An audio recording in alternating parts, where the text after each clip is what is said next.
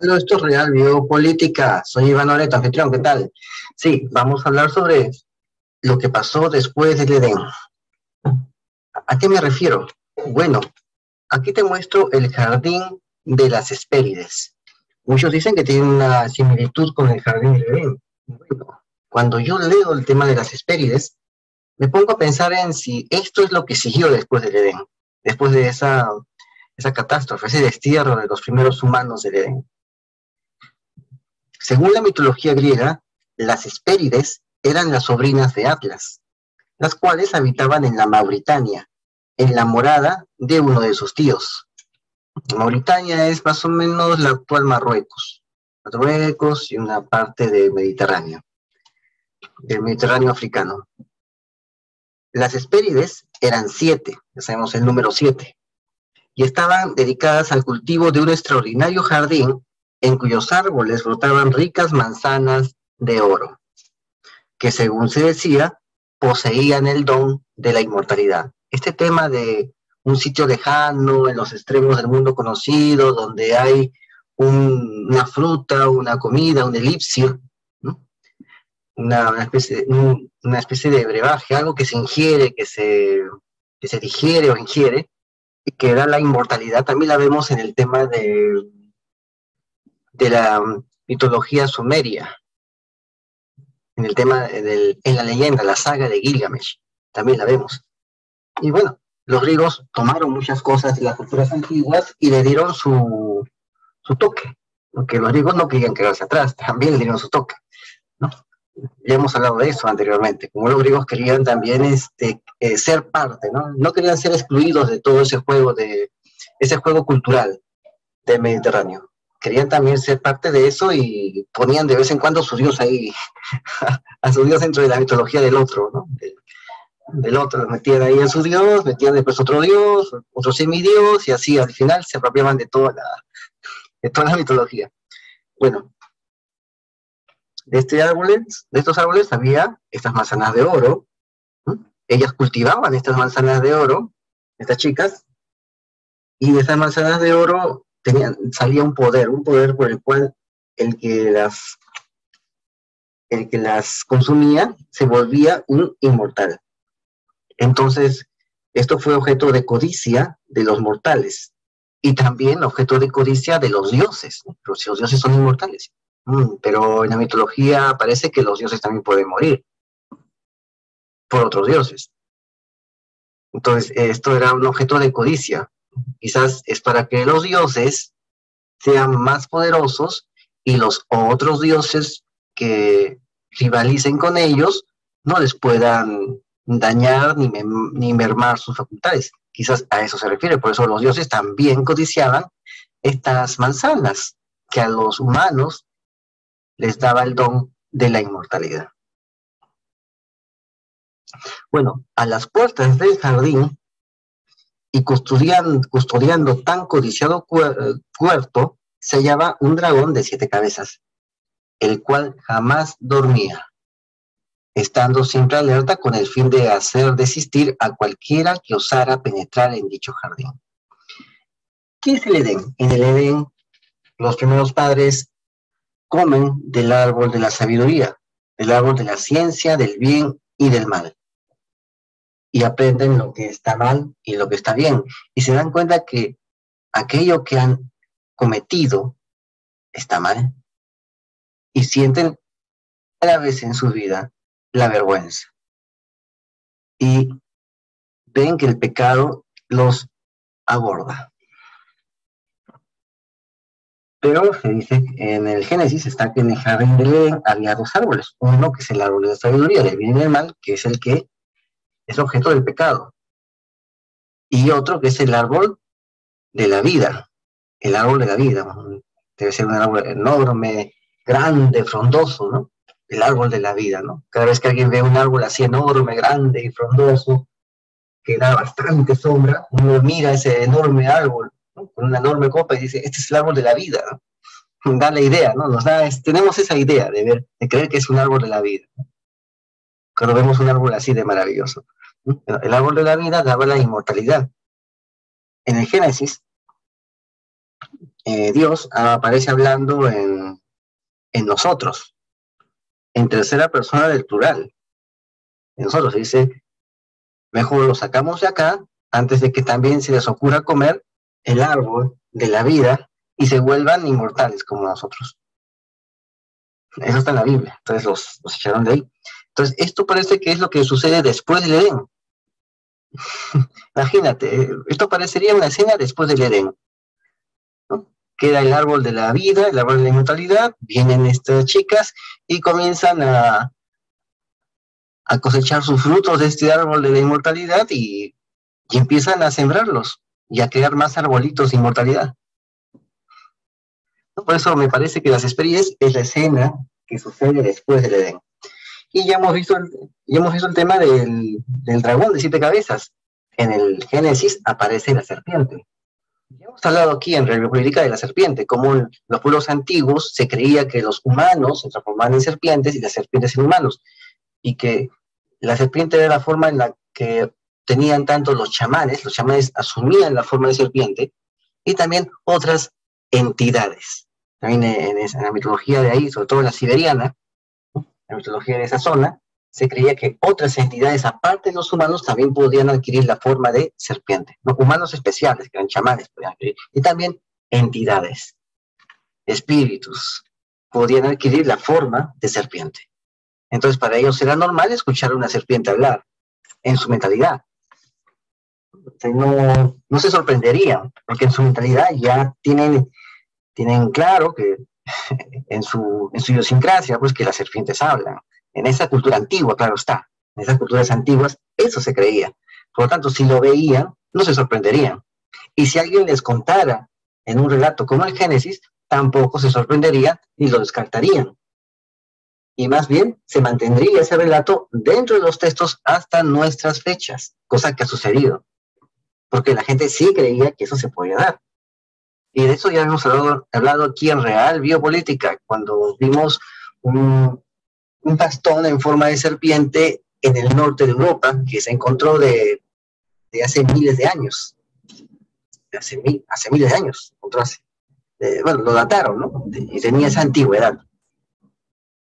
Y bueno, ahí salió ese tema. Y justamente de eso hablamos aquí. Tienes que concatenar y compulsar todo lo que hablamos aquí. Entonces, a las puertas del jardín y custodiando tan codiciado puerto se hallaba un dragón de 7 cabezas, con lo cual también, como te digo, recuerda al Apocalipsis, cuando habla del dragón de 7 cabezas, con diademas y cuernos. Después habla de un dragón de 10 cabezas, ¿no? Las 10 diademas, los 7 montes sobre la cual está sentada. 7 montes. Bueno, este dragón nunca dormía, estando siempre alerta con el fin de hacer desistir a cualquiera que osara penetrar en dicho jardín. Se dice en el Génesis que se colocaron 2 querubes con espadas de fuego y una especie de energía que daba vueltas ahí en la entrada para evitar que vuelvan a ingresar los primeros padres, Adán y Eva. O sea, es la misma idea, evitar que alguien entre otra vez al jardín, que alguien entre al jardín. Es la misma idea que está en el Génesis. Y el dragón también, en el Génesis aparece el tema de la serpiente.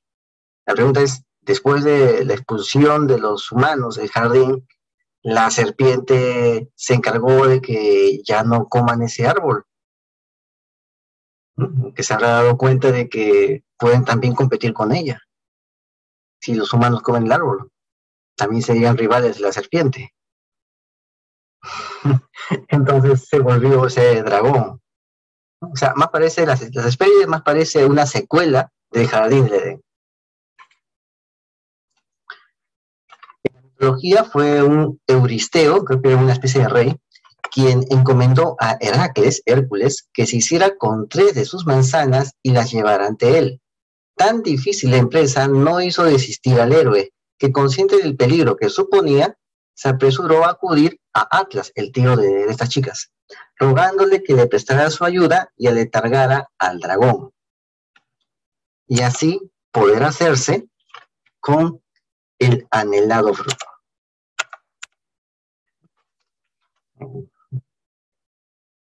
Bueno, entonces, ¿qué pasó? ¿Qué pasó? Atlas accedió a las peticiones de Heracles. Y como Atlas era tío de las chicas, Atlas era como de la casa. Así que no tenía ningún problema con el perro guardián del recinto, que también lo reconocía como el tío de las chicas. O sea, le fue fácil a Atlas pues entrar como si nada, porque ya era de la casa, era el tío de las chicas, de las Hespérides. Entonces, Atlas accede a la petición de Hércules con la condición de que mientras realizaba esa misión, mientras iba por las manzanas, el propio Hércules soporte sobre sus hombros el peso de los cielos en sustitución suya. O sea, que en su lugar que se ocupe del negocio, ¿no? El negocio de Atlas era pues cargarse todo el cielo ahí en los hombros. Entonces Hércules también fuerte, también, que era un semidios, también lo puede hacer y lo hizo, ¿no? Mientras Atlas salió un rato a buscar las manzanas. Una vez que Atlas estuvo de regreso con las 3 manzanas en su poder, intentó convencer a Heracles para que le dejara hacer el mismo, ¿no? Le dijo a Heracles, mejor, ¿qué te parece si yo, Atlas, ¿no? Se los llevo a Euristeo personalmente y tú te quedas acá y yo regreso? O sea, prácticamente se estaba burlando, ¿no? Es claro, pero mientras Hércules seguía con todo ese peso ahí, ¿no? Que no se podía mover, que tenía ese peso. Si tenías ese peso ahí, no podías zafarte. Entonces, Heracles más o menos intuyó la, intuyó la intención de Atlas y consiguió engañarle, argumentando que accedía a su petición. Sí, tiene razón, o sea, le dio por su lado a Atlas para tenerlo más confiado. Pero que al no tener su fuerza y poder, no soy tan poderoso como tú, Atlas, no soy, eh, tienes que construir algo que me ayude a aliviar el enorme peso de los cielos mientras regresas de tu viaje. Porque no tengo tanto poder, tienes que darme una ayudadita, tienes que construirme algo para tener un plus aquí, porque tú lo puedes hacer fácil, pero yo no, yo necesito una ayuda, construyame algo para soportar el peso. Así consiguió Heracles entregar de nuevo el peso celeste a Atlas. O sea, mientras yo me construyo algo para ayudarme con esto, tú recibes pues, el mundo encima y lo construyo y bueno, pues y te sustituyo mientras tú le entregas la manzana al rey. Y bueno, Atlas cayó y Atlas recibió el peso. Entonces Hércules no dudó, Atlas no dudó sostenerlo y mientras Atlas sostenía con sus hombros el mundo, otra vez la bóveda celeste, perdón, sostenía el universo con sus brazos, tuvo que dejar caer las manzanas. Entonces Hércules aprovechó, se hizo con las manzanas y se fue. Finalmente los sagrados frutos los regaló a quienes, a Euristeo, Atlas y Minerva, la cual finalmente lo devolvió al jardín. Minerva devuelve los frutos al jardín. O sea, regresaron a su lugar donde tenían que estar. Bueno, entonces esto es el mito de las Hespérides, ¿no? Que más parece una secuela del Jardín del Edén. Bueno, en cuanto al lugar donde se hallaba este mítico jardín, son muy diversos los lugares que se proponen. Algunos dicen que está en un bosque sagrado de Berenice, en Bengasi, llamado primero Hesperis o Hespéride. Por su parte, Plinio habla de un jardín de las Hespérides situado geográficamente en Tingis, en Mauritania, la zona oriental de la costa septentrional africana. Apolonio de Rodas y Lucano, poeta romano del 39 después de Cristo, creían ambos, Apolonio y Lucano, que el jardín de las Hespérides se hallaba en las proximidades de un lago llamado Tritón. Apolodoro habla de los pacíficos hiperbóreos, entre los que coloca Atlas y las Hespérides. No faltan los que dicen que ese jardín estaba en Mauritania, en Lipsus. Bueno, Plinio nos dice acerca de Lipsus, esta zona llamada Lipsus. Hay también una malva arbórea en Mauritania, en el Oppidum de Lipsus. Ya hemos visto que Oppidum es una villa urbanizada, bien urbanizada. Bueno, cito sobre un estero, lugar donde antes estuvieron, según se cuenta, los huertos de las Hespérides a 200 pasos del océano, junto al templo de Hércules, que dicen es más antiguo que el Gaditano. O sea, que es mucho más antiguo que el de Cádiz. Acá sucedió algo mucho tiempo atrás. Muchísimo tiempo atrás sucedió algo acá. Y como ya habrás notado, en cuanto a la interpretación de este mito, no se puede obviar las claras semejanzas que presentan respecto al mito judío-cristiano del jardín del Edén. Como hemos visto, presentan los mismos elementos simbólicos. La fruta prohibida sería aquella manzana, ¿no? Las manzanas de oro aquí serían. Por eso se cree que la fruta son las manzanas, la fruta del jardín del Edén, pero en el jardín del Edén no dice, en el mito del Génesis no dice que fuera una manzana. Pero en la secuela, que yo digo, para mí es la secuela del Jardín del Edén, este mito de las Hespérides, es una de sus secuelas, ¿no? Se dice que era una manzana lo que había aquí, ¿no? Las manzanitas de oro. Quizás de aquí viene el tema de que creyeran que fuera una manzana, porque en la Biblia no dice la palabra manzana. Quizás viene de ahí, quizás algunos entendían que era una secuela del tema del Jardín del Edén, entonces decían, era una manzana, ¿no? Pero en la Biblia no dice manzana. Bueno, en ambos está la presencia del símbolo de la bestia, la serpiente en uno y el dragón en otro. Bueno, en el Apocalipsis serpiente y dragón es prácticamente lo mismo.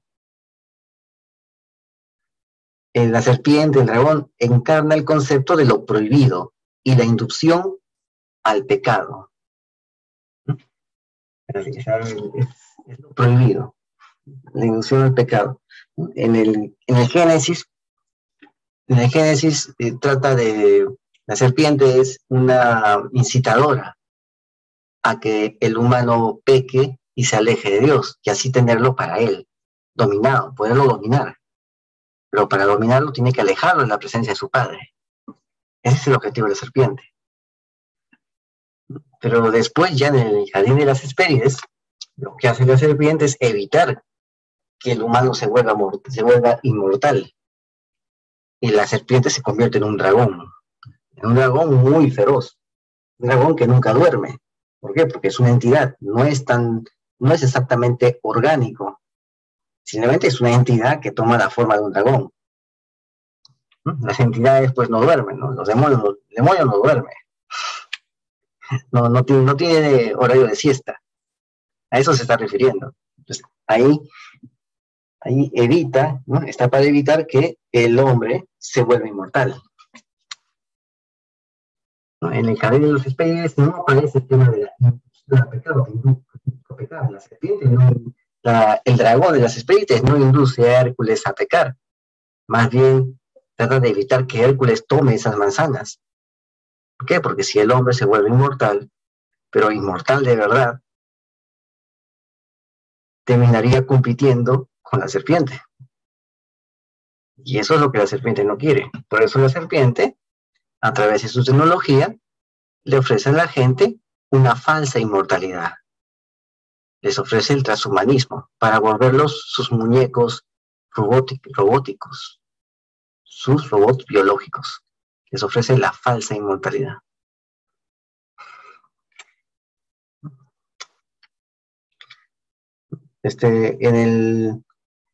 Entonces, aquí en el tema de las Hespérides hace referencia a eso, ¿no? Sin embargo, existe una clara diferencia con lo que ha sido en la Biblia, y es que Heracles logra vencer al dragón, y por lo tanto al pecado y a la provocación.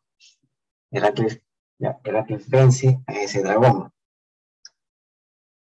O sea, Heracles dice, rompe el sueño del dragón, destroza los sueños del dragón, destroza el objetivo del dragón, que es evitar que él tome esas manzanas y se vuelva inmortal, entre comillas, ¿no? Que la manzana confería la inmortalidad. Bueno, entonces Heracles vence al dragón. En el jardín del Edén, el dragón vence al humano, logra hacer que el humano sea derrotado. En el jardín de las Hespérides, Heracles, que es un humano, semidios, pero también humano, derrota al dragón.